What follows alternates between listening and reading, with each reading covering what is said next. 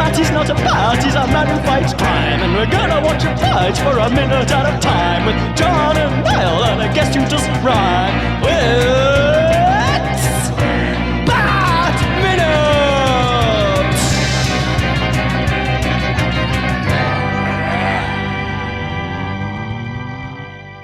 Hello, and welcome once again to Bat Minute Forever, the podcast where the minutes of Joel Schumacher's Batman Forever aren't so faceless anymore. I am one of the hosts, Niall McGowan. And I am your other host, John Parker. We are both here to be your friends. Listen to us. And we have an additional friend this week, as we do most weeks, but this week, the additional friend in particular is all the way from Watchmen Minute, Travis Bow. Hey, glad to be back. Well, glad you can join us. Down in the depths of the Batcave. It's one of those minutes that's like, well, visually, I guess there's some stuff going on, but it's very, very dank. It's like, oh, yeah. The dank. Well, Batman would do okay in the current climate. He can self-isolate with ease.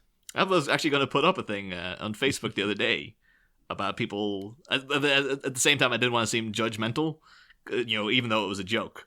But I was going to say, people lying around their houses, just in sweatpants all day, self-isolating, and then put a picture of Michael Goth's Alfred and be like, this guy's self-isolated 90% of the year, and he's always dressed to the friggin' nines. He's always put in the effort, even though it's just him and one other guy. This is my advice to people, right? Make the effort for you. Yeah. Don't be doing it for anyone else. You'll feel real good about yourself if you put that effort in for you. Yeah. Dress like the butler you want to be. Yes.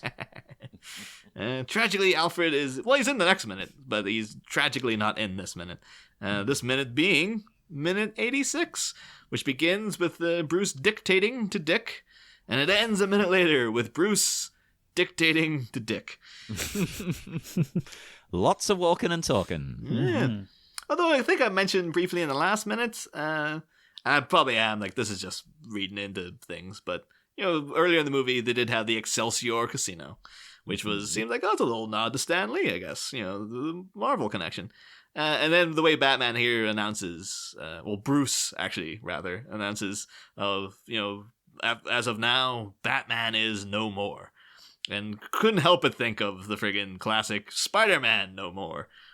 Infamous comic storyline and comic book panel where Peter Parker friggin' shoves his outfit into a bin and walks away. Infamously recreated in Spider-Man 2. It could be that's a little nod. It could just be what other way is he going to say it? I'm not Batman anymore or something. It's time to hang up the cape. The difference as well in what Bruce is doing, right? Spider-Man in that story there, he's trashed the costume. He doesn't need it anymore. Bruce just goes around here turning things off. Yeah. That's too tempting still. You got to actually get rid of it. Yeah. Yeah, you're just taking a vacation. Mm. Yeah. You'll slip back into your old ways if you have that option. Think of it like an alcoholic, Bruce. That's again in comics that turned out to be perfectly true with The Dark Knight Returns. He's like, he quit being Batman for what I can't remember in that book. It's 5 years, 10 years or something. But it's just all the stuff's still down there though. And then one day he's like, hey, guess what? I'm dusting it all off. It's like you should have just imploded the cave or something. Yeah. Just, take the temptation away. The urge to punch criminals in the mush is way too strong to ignore for too long. Oh, tell me about it. That's what I get up to all the time. I was just going to say, though, this is, at the time, a real superhero trope, I think. Yeah. In the movies, where I think maybe in the age of Marvel, because I think maybe they've got it honed down to we know what people want to see. We want to see them be the characters and stuff. Mm-hmm. But this was a thing, way back, you got one Superman movie. Superman 2, he stops being Superman for a while. Right. And then, like, you come up to this age, you got 2 Batman movies. This movie, he quits being Batman for a bit. Spider-Man came around. He quit being Spider-Man for a while. Even you could technically say X-Men 3 is like, well, some of them just decided not to be X-Men anymore. Yeah. This is freaking Chris Nolan, he does it twice. In the freaking middle of the Dark Knight, he's like, I'm not Batman anymore. Oh, guess I am. And then Dark Knight Returns or Dark Knight Rises, it's like, yeah, I've quit being Batman for a while. It's like, people go to these things because they want to see the characters be the characters. Yeah. This is up there with the friggin' Amnesia plot lines for me, where it's like, I'm not here to see people not do the things that I like seeing them do.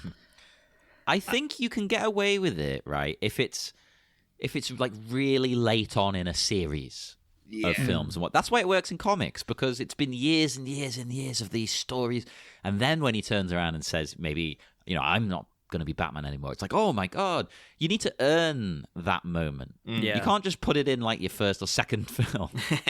The reason it works in comics, and I think this is a Kevin Smith quote, it might be a Mark Bernardin, but comic books are all first and second act. There's no third act with comic books, because the story is always ongoing.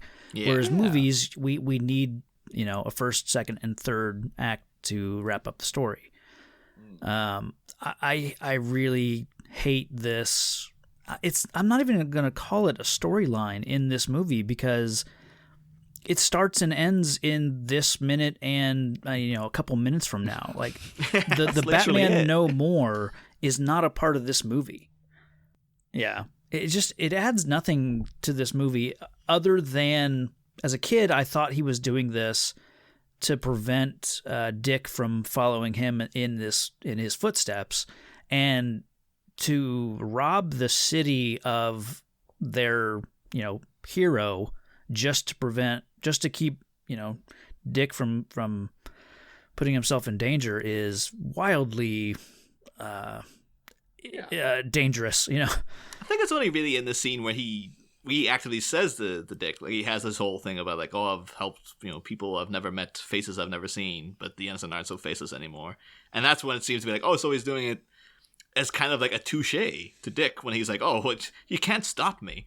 And then Bruce is just like, well, I'll just not be Batman anymore. Right. How are you going to get out of that one, kid? Yeah. And but it's only by him saying it, you're like, oh, is that why he's doing it? Because otherwise, in the finished movie, it's like, oh, Chase wants Bruce Wayne, not Batman now. Chase Meridian, the most fickle friggin' character to come along. The only woman Bruce Wayne has been in love with, who is equally as fickle, because he fell in love twice already, for Christ's sake. And yeah, it does seem very sort of knee-jerk of like, oh, yeah, I'm walking. There are 2 maniacs tearing the city apart. Yeah. And I'm walking away because I don't want this kid to copy me. And my girlfriend likes me and not Batman now. Yeah. It really makes Bruce come off badly. Yeah. I don't need the bat suit to get laid anymore, so don't need to be Batman. Yeah. And that's Sorry, the thing, Gotham. that doesn't fit with the Bruce we know from any of these films. This is his life. He's barely a man. I think he should struggle with wanting to be normal, maybe. Like, he wants to be Bruce for Chase, but maybe he's finding that hard. But in this movie, this Bruce, he's not finding any of that hard. He doesn't care. He's like, well, It'd be one thing if they, again, this is, what this movie could have been. If you want to play with the psychological aspect of Batman and, his memories keep coming back to him, he can't control when the memories hit him, if he wanted to shut all this down because he went out and started punching a criminal who reminded him of the death of his parents, and then he realizes he's just punching a guy, if his nightmares and his memories were affecting his being Batman, and he can't trust what he's seeing, or if he's having these delusions or whatever, like, that'd be a reason to shut down being Batman and tie it into his psyche, which is having some problems right now. I think, like, my major issue with it is that it's like, if you must have it as a story, because in the pitch level, the whole Chase Meridian plotline, it sounds interesting, where they're like, the thing with Batman is he needs to maintain his problems in order for him to remain being Batman. If he starts getting psychiatric help that's could mess with him, because that will end up like, oh, he might start getting over things, and then he wouldn't want to do it anymore. And that you can totally make that an interesting concept, but not at this point of the story, though, because he's not had any breakthroughs yet. Yeah. All the breakthroughs that are going to come later all the breakthroughs that are cut out of this movie that were in the original draft, wherein he finds out exactly why he feels this obligation to be Batman through his father's last diary entry, which is, cut out of the finished film. And, that being his motivation, and him not realizing, oh, I've repressed this memory wherein I've blamed myself for my parents' death this whole time, and that's actually why I've been Batman all along. Stuff that was alluded to last week in the Kenneth Frequency deleted scene, where he had extra reason to stop being Batman, because the press were out going, hey, Batman, stop doing what you're doing, because you're just destroying the city, and you're attracting all these freaky weirdos come in, who also are just going to destroy the city even more than you're already doing. But at this point in the story here, Bruce Wayne has just been talking to Chase Meridian, and he's like, oh, I've had repressed memories come up, and I don't know what they're about yet. I was like, but if he had already got through the whole thing, like, I realize now why I'm Batman is because of this repressed memory. I can start moving on with my life because I realize now that it wasn't my fault or whatever. Then you can have him come out and start shutting things down. And it would actually feel like, oh my god, he might give up being Batman. But here it just seems like, oh, so you want to get laid? that's your whole reason? Yeah. That's all he cares about. Yeah. Oh, yeah. Although that's the thing, though, in things that are almost entirely going away, I think it's like the second to last time we see the Kilmer mobile. I think it only shows up to get blown up later on in the movie. Of course, people listening to the show know I'm a major fan of this car. John, not so much. I don't hate it. Let me reiterate, don't hate it. But I don't like it. I believe you were on my side, though, online, Travis. I remember seeing you comment about... I think it was you who was commenting about how much you loved this Batmobile. I love this car. Controversy. There are things I don't like about it. I don't like the wheels. I don't like the way that the center of the wheels stays in place when it drives, or that it has light up, bat symbols on the wheels. I love the fins. I love the one we see in this minute rotating around, that big middle fin. I love that. Oh, that's what I hate. It's so good. I don't like, I don't recall, maybe it's when Dick is driving it, when you see like it splits. Yeah. I don't like that, but... No, that does definitely look lame. I think it's designed to make it look a bit goofy, though. Like, they wanted to make it silly in that scene, so they did that. But the production designers and stuff say that, like, oh, it was to make it more aerodynamic and stuff. Like, that just looks stupid, though. But, I don't know, because you are, knowing that you're a fan, though, Travis, have you seen any of the abandoned models that they were going to? Because they had the H.R. Giger X-shaped one. Well, there's that, and then there's other finished models. Apparently, throughout production, they've spent weeks and weeks and weeks working on various ideas for the Batmobile, and then they came to them, proudly showed them to Joel Schumacher, and he was just like, nah. And I'll put them up here in the Skype chat so you can see what I'm talking about, because they're all variations of, like, they do kind of just look like a lamer version of the thing we ended up getting. Okay. Oh, yeah, wow. They do. They're all very... they all have the fin. They're very focused on that fin been a thing. Okay. I like that, though. Even though I'm not a fan of the fin as such, I like the consistency of, they must have sat down and immediately gone, this is the thing we want to be the focus. Yeah. And then let's build around that. Well, if you look at those, some of the Batmobiles from the 40s and 50s, they look like old-timey cars with a big fin on the back. And I like that about especially these designs. I don't think I've ever seen these designs. Yeah, I had to take this from I don't think you really get proper pictures of them. This is from watching a thing on YouTube, and they briefly mention it, and the camera quickly pans across them, and that was it. They're gone. I know there's one other magazine article, I think I put it up in the listeners' cave already, where you see the one that's kind of furthest to the right, which is basically it is kind of like an old-fashioned car with a big fin stuck on the back of it. That was in promotional stuff very early on, I think. And then I think they just hauled it away. Like, no, that ain't going to be a thing anymore. But yeah, some of them actually I think look pretty cool. But Yeah. I think though they went the right route in the end, where they was like, now we're just gonna have the bioluminescent. Just lean into the Giger of it if that's what you want and stuff. Yeah. I think they made the right choice out of these options. Yeah. Now, saying that I love this Batmobile, I do not love it more than, the Anton Furst designed Batmobile for the first movie, or Yes. I don't know. I guess I haven't ranked the Batmobiles, but like the Tumbler is cool. I couldn't care less about the Batmobile that Affleck drove, because that just seemed like a RC car. Like, there's It's nothing like a crappy tumbler, basically. Yeah. Well, you fan of the R-Bats mobile? I am. Oh, nice. I like that that feels like it's stripped down to the kind of the roots of some early Batman. Like, we'll take just a normal production car and maybe add some stuff to it, and it's very. It doesn't look like it was designed by a production designer, because it's hard. It's hard to wrap your head around Michael Keaton sitting in the Batmobile, sitting in the Batcave, designing that Batmobile. Yeah, I as love that clever as he is, yeah. and as big a businessman as he is, I'm sorry, he Same can't.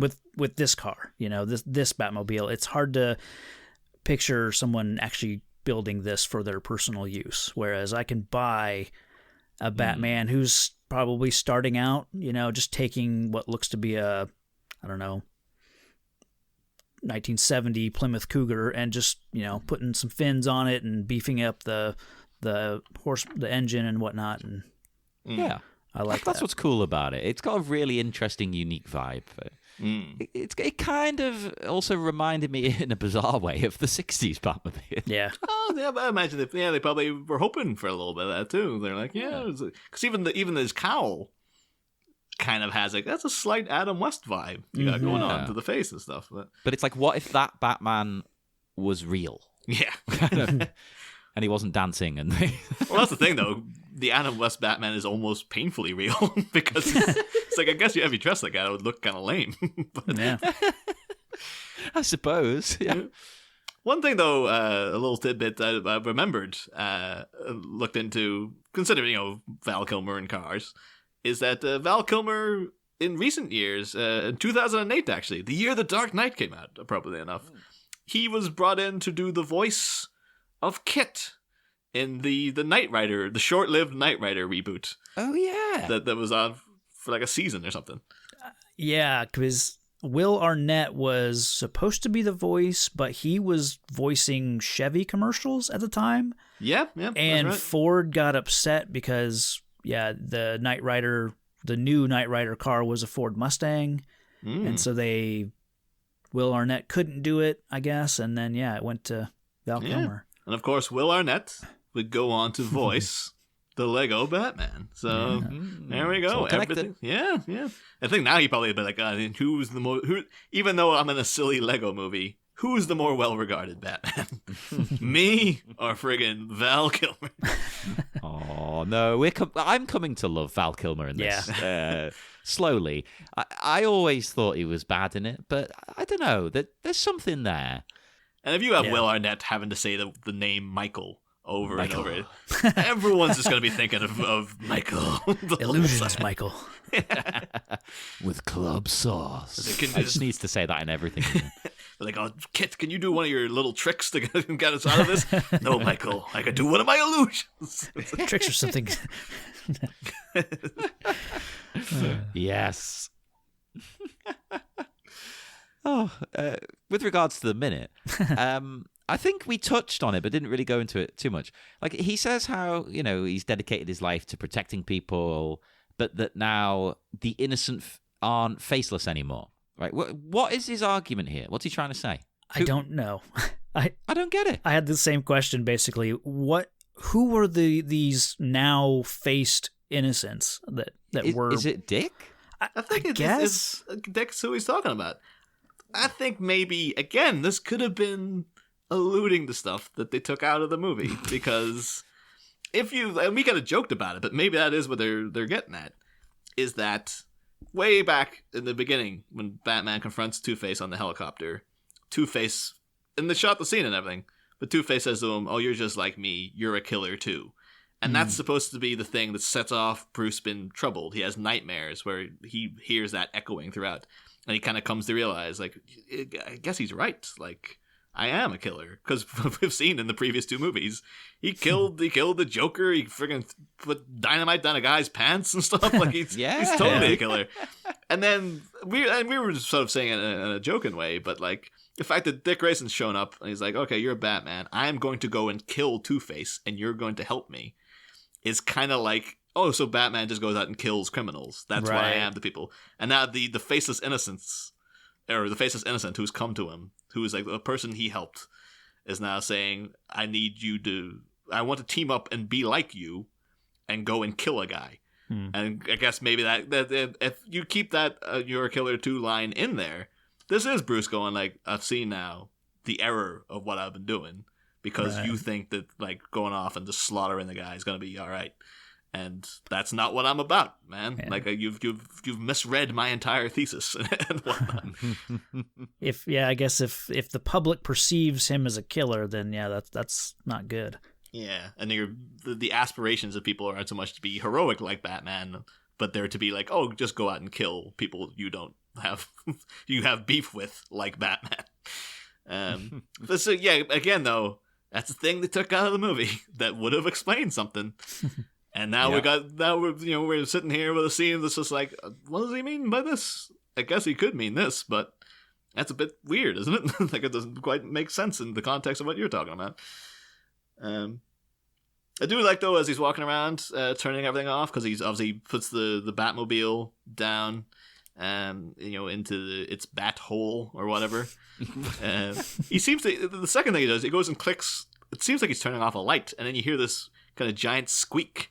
It sounds like he's keeping like an elephant down there or something. Well, I think that's the tunnel which the Batmobile would drive through, so I guess he's maybe closing a gate. Because there's a weird sound, but I was hoping he had the bat elephant was down there. It's like, Stampy the bat elephant. Yeah, only keep him from emergencies. At the end, it's just like Batman riding the elephant down to Claw Island and stuff. I need a Batman story heavily elephant-based, please. Yeah. The elephant's got a cape and a mask and stuff, too. I want to say the version of Batman, it was like when Batman was traveling through time in one of the mid-2000s storylines. Oh, the Grant Morrison stuff. A bat caveman kind of thing. I think he was riding around a woolly mammoth. Or maybe. I might be making that up, but...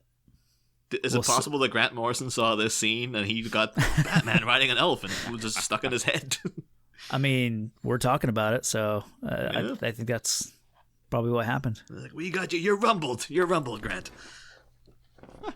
Genius my ass. Just ripping off ideas from Batman Forever. This masterpiece needs to be ripped off. As we keep saying throughout the whole show, John, it seems like a lot of people are ripping off Batman Forever. Like, they are. Yeah. Iron Man 3 is just Batman Forever with Tony Stark.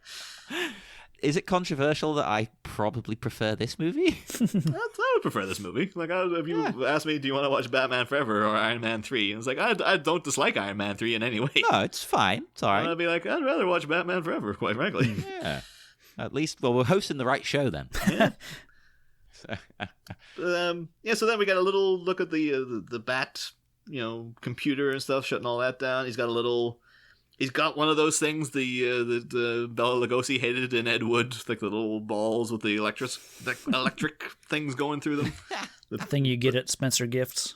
Yeah. I love them. I've always wanted one. Now I'm a grown-ass adult. I should buy one.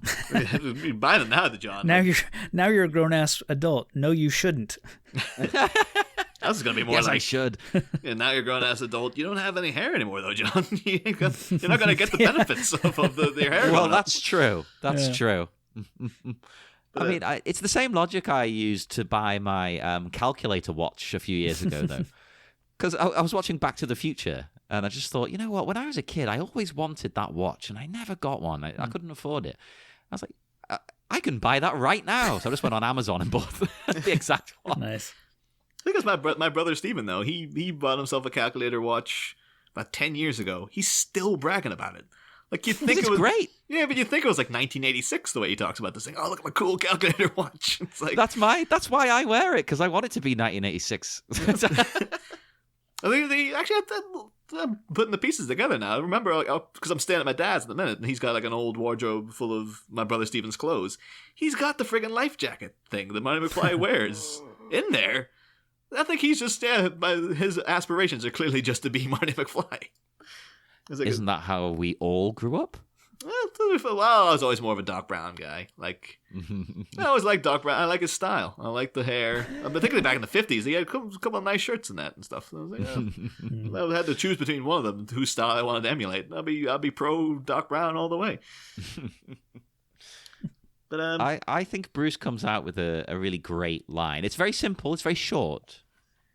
But he says, if you do find Harvey and you kill him, what next? And I love that because it is a genuine thinker. It gets your mind racing. Like, will he just go back to normal, or will he keep fighting crime? Will he descend? Because that's what Bruce is worried about. He's going to be alone. Yeah. It's kind of calling back to his earlier scene of him telling him, about taking one life, and then you go out and it's easier to take the next life, and this is just calling back to that a little bit, and it is a nice callback to, I guess, more so in the comics, the Batman's ethos about not killing. Killing the Joker would solve a lot of problems, but then the next bad guy would be that much easier to kill. So yeah, you just start machine gunning everybody. You just become the Punisher. So I will say though, there's a couple of quibbles in the dialogue here, as we've discussed already. But the original draft of this scene, this version is way better. Because I think at this point, I've been singing the praises of the Bachelor draft of the scripts throughout the show. I think around this mark, it starts stumbling, where you can really tell it's a first draft. As we mentioned last week, at this point in the story, after Robin hauls Batman out of the wreckage, he just becomes Robin. Like, that's just it. Okay. The press see him, and Batman's like, "Yep, this is my new buddy, Robin. It's my boy Ward." Yeah, and then they have the sequence of them all hanging out together and training together, and like, using batarangs out in the yard and stuff like that. And it's all very kind of lame, basically. And then this whole element of the conflict between them, that's all. I think that's all an Akiva Goldsman original. Like, none of that features in the original draft, because this scene goes like they're getting on great, and then Dick just comes into Bruce and says, Bruce says to him, "Hey pal, what's up?" Dick, "Bruce, I'm leaving." Bruce said, "All right, but if you're going to take the Jag, fill it up this time. I got halfway to work last week, and then Dick interjects, "No, I mean I'm going away. I'm moving out for good." And Bruce says, "Hey, what are you talking about?" And Dick says, "Bruce, you've been good to me. And the thing is, I can't lie to you. I've given it a lot of thought, and Bruce, when I find Harvey Dent, I'm going to kill him. There's no way I can't. So I'm gonna go. I'm sorry." Bruce is starts chasing him out of the room then, and says like, "Oh, listen to me, Dick. You can't just walk away. We can work this out." And then Alfred appears and says, "Oh, Miss Chase has arrived." And then Bruce says, "Something has come up, Alfred. Please tell her it's a family matter." And the script note says, "Dick is moved." And then Dick says like, "No, it's okay. Go on downstairs." And then Bruce says to him, "We need to talk this out. You can't go, Dick." Where Dick then says, "Oh, how about this? Let me sleep on it. We'll talk about it tomorrow, okay?" Bruce responds, "Are you sure?" And Dick says, "Go on. Have your date. You deserve a little R&R. But remember, no glove, no love." Oh, jeez. No glove, no love. Hashtag. Bruce laughs and says, "You're a good friend, Dick." And the scene just kind of ends like that. Wow. But it's like, yeah, I think as much, we're going to be dumping on Akiva Goldsman all next season because of what Batman and Robin turned into. But like, he made the right decision, like a bit more conflict here.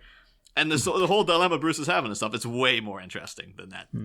That's a pretty But that would have given us the great term for safe sex. No glove, no love. That'd be like an entire PR campaign of just like Robin and billboards with the hashtag. Well, not back then there wouldn't have been a hashtag, but just no glove, no love. Durex condoms. I actually like a lot of that, what you read there. Really? I like the notion that, that Dick says that if I find him, I'm going to kill him. I just have to. And then he says he has to go. I read that. I guess I read that two different ways. It's either if I find him, if and when I find him, I will kill him, and so I have to go. I have to go hunt him down and kill him, or I have to go leave town so that I don't run into him and kill him and go down this dark path. Oh yeah. Oh, that's a different route. That's a different way I was taking it. Yeah, that's an interesting idea.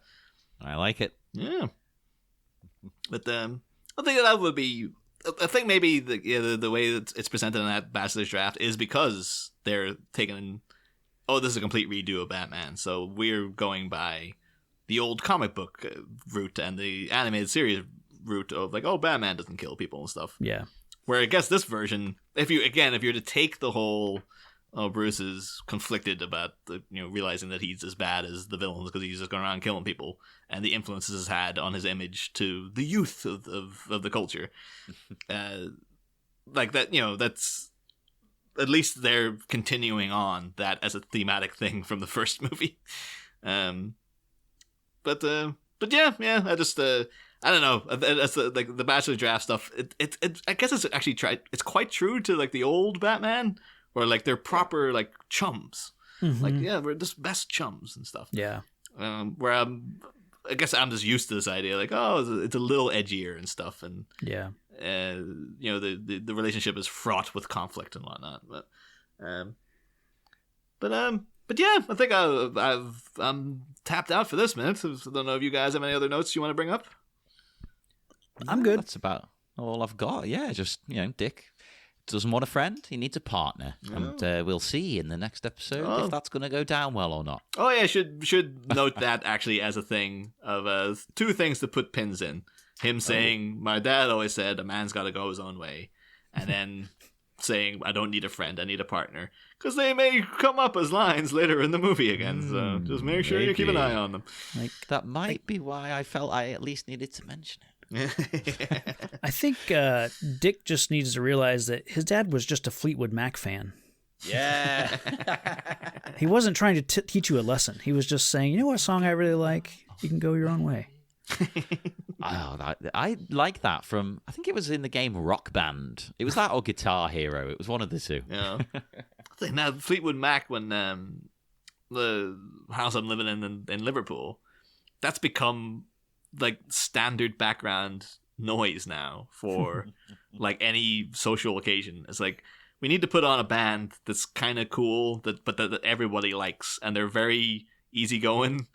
So like it's kind of a genre that everybody enjoys and stuff. And every time you can't hate them. Yeah, and every time it always lands on Fleetwood Mac. And it was weird though, because I'd known Fleetwood Mac for years, and then actually hearing all their songs in a row, I was like, holy crap, they had a lot of like big songs. Like, it's like every one, you're like, oh yeah, this is a huge song as well. So, but for some reason, I never pieced together like, oh yeah, it's all the same band, even though I knew it was the same band. It was weird. Well, everybody, go and listen to Fleetwood Mac and join us again on Friday for more Bat Minute Forever. You're not getting any plugs. Screw you. Come back for Friday once. Rah. Bye. Next time, leaving the nest. Plans to put a paladin out to pasture take root while a distraught Dick decides to fly the coop. But as the budding bird boy packs his bags and boards his bike, could this really be the last we see of the 25-year-old tyke? Find out Friday. Same Bat Pod, different Bat Minute. Ba-da-da, ba-da-da-da-da-da-da-da-da-da.